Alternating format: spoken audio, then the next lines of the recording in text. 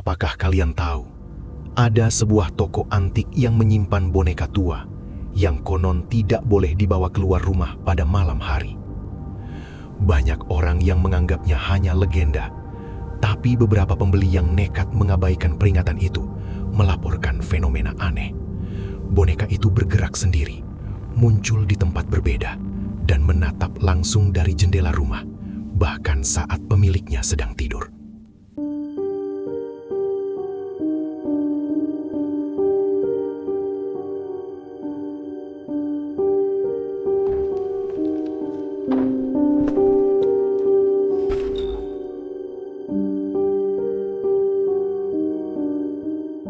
Toko antik ini berada di gang sempit kota tua, dikelilingi bangunan tua yang hampir roboh.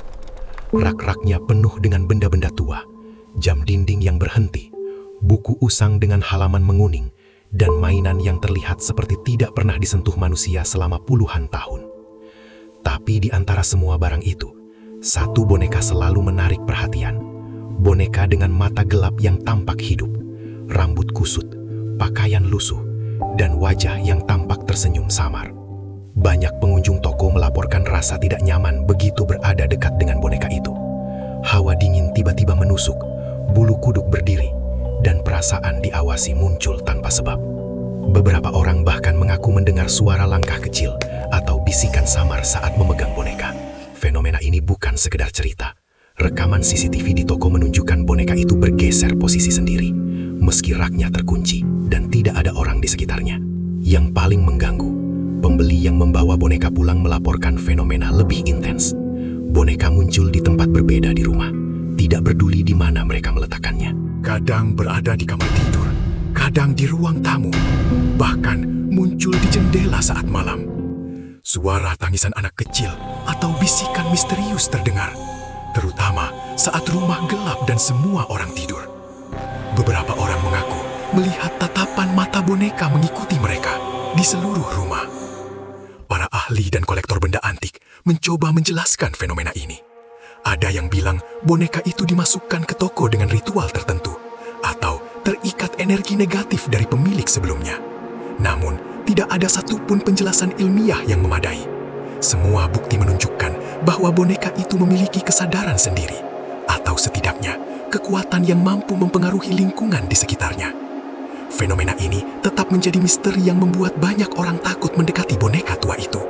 Setiap malam, rumah tempat boneka itu dibawa pulang berubah menjadi lokasi horor pribadi bagi pemiliknya, menghadirkan ketegangan, rasa takut, dan pengalaman yang sulit dijelaskan secara logika. Fenomena yang berkaitan dengan boneka tua itu tidak langsung mencapai puncaknya. Pada malam-malam pertama, gangguan yang terjadi terkesan ringan, hampir bisa diabaikan. Boneka yang sebelumnya diletakkan di sudut ruangan ditemukan berpindah beberapa sentimeter. Posisi kepalanya berubah, seolah baru saja menoleh. Tidak ada suara, tidak ada jejak, dan tidak ada penjelasan logis. Namun seiring berjalannya waktu, perubahan itu menjadi semakin jelas. Boneka mulai berpindah tempat secara signifikan. Dari ruang tamu ke lorong, dari lorong ke dapur, lalu muncul di depan pintu kamar tidur. Semua terjadi tanpa suara. Kamera pengawas rumah yang dipasang untuk memastikan pergerakan itu justru menangkap hal yang lebih mengganggu. Dalam rekaman, boneka terlihat diam, lalu pada satu frame berikutnya, posisinya sudah berubah. Tidak ada gerakan transisi, seolah boneka itu tidak berjalan, melainkan berpindah secara instan. Pada malam hari, suhu di dalam rumah turun secara tidak wajar. Area di sekitar boneka terasa jauh lebih dingin dibanding ruangan lain. Beberapa alat elektronik mengalami gangguan ketika boneka berada di dekatnya. Lampu berkedip, televisi menyala sendiri, dan jam digital berhenti pada waktu yang sama setiap malam. Waktu itu tidak pernah berubah, selalu menunjukkan jam yang identik, seolah menjadi penanda sesuatu. Suara mulai terdengar setelah fase ini. Awalnya hanya bunyi pelan, seperti mainan plastik yang disentuh perlahan. Kemudian berkembang menjadi suara langkah kecil di lantai, meski seluruh rumah dalam keadaan terkunci. Dalam beberapa rekaman audio, terdengar suara napas pendek dan terputus-putus, sangat dekat dengan mikrofon. Seakan ada sesuatu yang berdiri tepat di belakangnya. Fenomena visual juga mulai muncul. Bayangan kecil terlihat di sudut pandang mata, menghilang ketika diperhatikan secara langsung. Refleksi di kaca atau layar gelap menampilkan siluet boneka berdiri lebih dekat. pada posisi aslinya. Dalam satu kejadian, boneka terlihat berdiri tepat di depan jendela pada tengah malam, menghadap keluar, seolah sedang memperhatikan sesuatu di luar rumah. Gangguan psikologis mulai tercatat sebagai bagian dari fenomena ini. Penghuni rumah melaporkan mimpi yang sama berulang kali. Ruangan gelap, suara anak kecil tertawa pelan, dan boneka berdiri di ujung lorong dengan kepala sedikit miring. Saat terbangun, boneka sering ditemukan berada lebih dekat ke kamar tidur dibanding malam sebelumnya. Upaya untuk memindahkan boneka tidak menghentikan fenomena. Ketika disimpan di dalam kotak, boneka ditemukan berada di luar keesokan paginya. Ketika diletakkan di ruangan terkunci, kunci tetap utuh, tetapi boneka berpindah tempat. Tidak ada tanda pembobolan, tidak ada penjelasan fisik. Yang paling mengganggu adalah perubahan perilaku lingkungan rumah itu sendiri. Ruangan terasa sempit, gelap, dan sunyi. Bahkan di siang hari, Suara luar terdengar teredam, seolah rumah terisolasi dari sekitarnya. Malam terasa lebih panjang dari biasanya, dan kehadiran boneka menjadi pusat dari semua gangguan tersebut. Pada titik ini, satu hal menjadi jelas dari seluruh dokumentasi yang ada. Boneka tua itu tidak sekadar bergerak. Ia menyesuaikan diri dengan lingkungan. Ia memilih tempat, dan perlahan ia mulai menguasai ruang di sekitarnya. Seiring berjalannya waktu, fenomena yang terkait boneka tua itu meningkat ke tingkat yang jauh lebih menakutkan.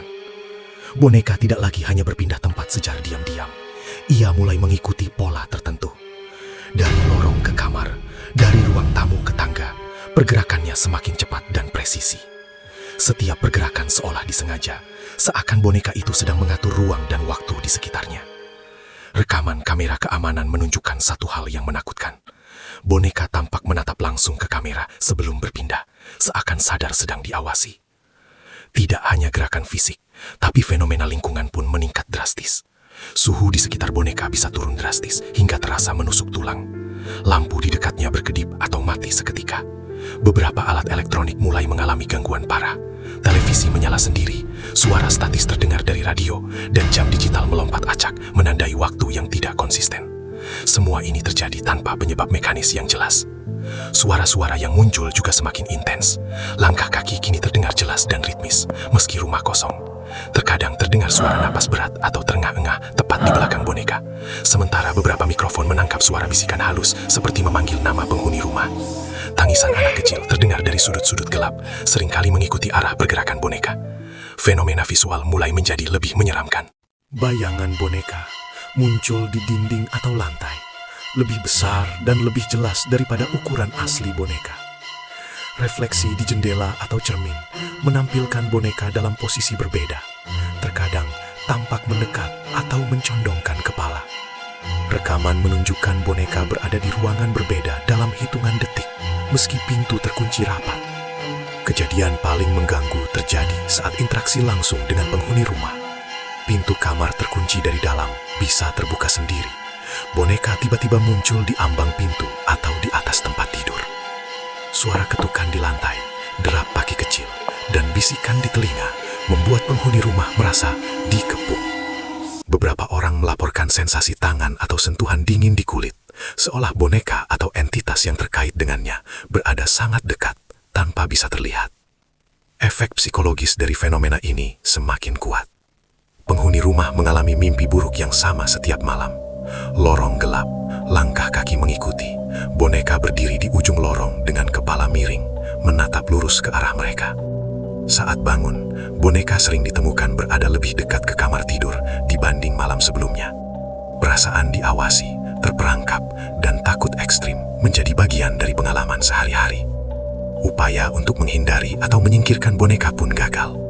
Boneka yang dimasukkan ke kotak atau lemari terkunci tetap ditemukan di tempat lain. Ketika diletakkan di ruangan terkunci, boneka sering muncul di jendela atau di tangga. Tidak ada jejak fisik, tidak ada bukti manipulasi manusia, tetapi bukti video, audio, dan laporan lisan menunjukkan bahwa boneka ini tidak hanya aktif, tapi juga menguasai ruang rumah. Pada fase ini, satu hal menjadi jelas, boneka tua itu bukan sekedar mainan. Ia menyesuaikan diri dengan lingkungan, mengamati, dan bereaksi terhadap setiap gerakan. Rumah yang sebelumnya normal, kini menjadi medan horor yang hidup, di mana boneka menentukan siapa yang aman, siapa yang tidak. Fenomena ini bukan lagi sekedar gangguan. Ia menjadi entitas yang nyata, mengendalikan ruang, waktu, dan psikologi siapapun yang berada di dekatnya. Kehadiran boneka tua di tangga menjadi titik balik paling berbahaya dalam seluruh rangkaian fenomena. Setelah malam pertama ia terlihat duduk diam di sana. Posisi boneka itu tidak pernah lagi acak. Ia selalu berada di tangga. Terkadang di anak tangga ketiga, terkadang lebih tinggi. Namun selalu menghadap ke arah atas, seolah menunggu sesuatu turun dari lantai atas. Rekaman kamera menunjukkan perubahan yang semakin tidak wajar. Setiap kali boneka muncul di tangga, pencahayaan di dalam rumah menurun drastis. Lampu terlihat menyala normal, tetapi hasil rekaman menjadi gelap dan kusam, seolah cahaya diserap oleh ruang itu sendiri. Bayangan di dinding tangga tampak memanjang tidak sesuai sumber cahaya, dan dalam beberapa frame, bayangan itu terlihat bergerak, meski bonekanya tetap diam. Suara menjadi bagian paling mengganggu pada fase ini. Mikrofon merekam bunyi gesekan pelan dari arah tangga, seperti kain tua yang bergesek dengan kayu. Di sela-sela suara itu, terdengar tarikan napas panjang dan terputus, berasal dari posisi yang sama dengan boneka duduk. Tidak ada suara langkah, tidak ada suara turun atau naik, hanya suara kehadiran. Pada malam tertentu, kamera merekam boneka itu dalam posisi berbeda dari biasanya. Kepalanya tidak lagi miring, wajahnya menghadap lurus ke kamera. Matanya yang gelap memantulkan sedikit cahaya, menciptakan kesan bahwa boneka itu sedang menatap langsung ke arah lensa. Beberapa detik setelah momen ini terekam, seluruh sistem kamera mati serentak. Ketika sistem kembali aktif, boneka tidak lagi berada di tangga. Ia muncul di lantai atas, tepat di depan kamar tidur, duduk dengan posisi yang sama. Tangga yang sebelumnya menjadi pusat fenomena kini kosong, tetapi terasa jauh lebih gelap.